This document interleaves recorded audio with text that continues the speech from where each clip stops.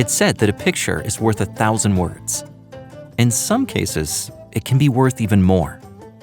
Before serving as director for the Global Mission Center for East Asian Religions in the 1990s, Clifton Maberly had served a number of years in Thailand as a missionary. He noticed that people were drawn to storytelling through pictures.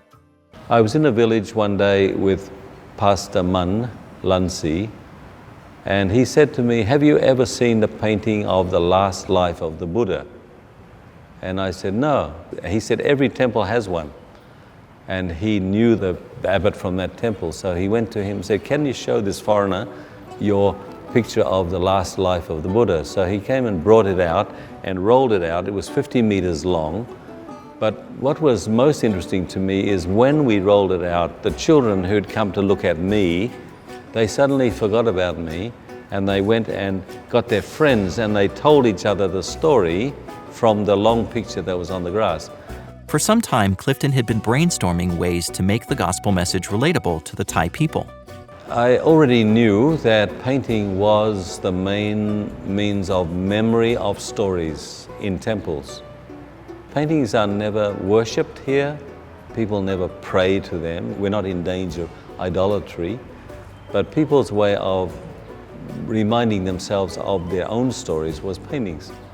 Clifton wanted to commission paintings to tell the story of Jesus. He visited the Fine Art University, and one of the painting teachers recommended Clifton talk to his mentor and teacher. So I went to the teacher's college, found him, and said to him, "I got a strange thing here. I want to tell a story that hasn't been told in Thailand before, but I want to do it through Thai art, not because it has to, but because it may speak to heart better, and it also will be a talking point rather than bring in art from somewhere else." The accomplished Thai artist agreed. For several weeks, they strategized how to best communicate the story Clifton wanted to tell. They decided to start with a scene depicting Jesus' second coming, a scene that had never been created in the Thai Lana art style often seen in temples across the country. The painting was there being slowly formed in the heart of their home, and there was a big pile of books and spirit of prophecy books and books he borrowed from the library there. That was the main thing that was in his lounge room for maybe 10 months while he did the first painting. Every time I visited him, it was there. And I thought, would I put so much effort into telling somebody else's gospel as he put in telling my gospel?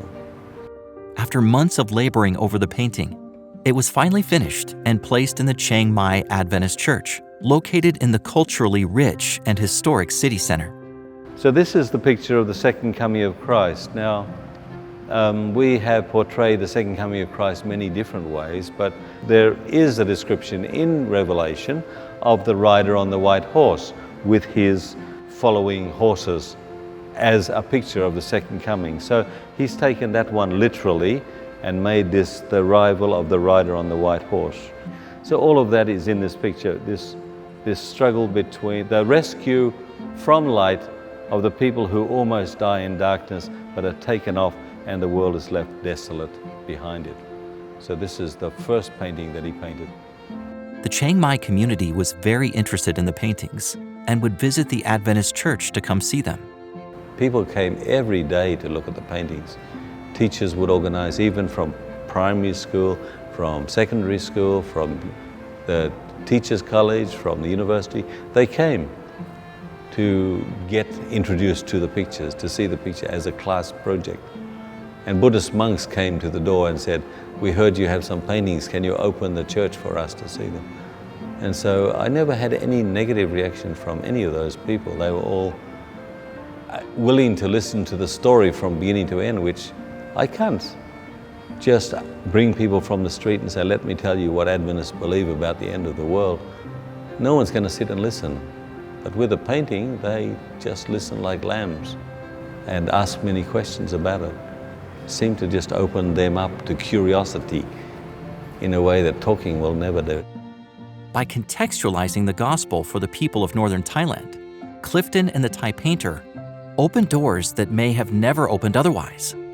They offered the opportunity for people to see a message of hope that most of them would not have listened to if it had not been painted. Now, over 35 years later, these paintings are displayed in the library of Asia Pacific International University, where many of the students are from a Buddhist background, and where the climate control can preserve these paintings for future generations to see. Please pray for the people of Thailand and throughout the 1040 window, where the majority of people aren't Christian. Despite having different worldviews, using creative means like these create opportunities for connection. What about mission in your community?